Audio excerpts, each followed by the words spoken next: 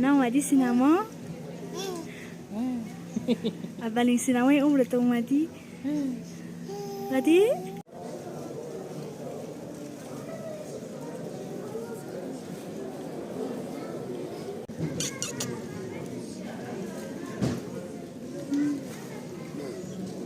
هشت نفره مشکی باشه. این سمت هم باید آشپزخونه باشه. اینجا باید یه تلویزیون باشه با چند تا شمدون کنارش. خب اونجایی که صدای سینما برای هانا زیاد بود گفتیم بیایم بیرون.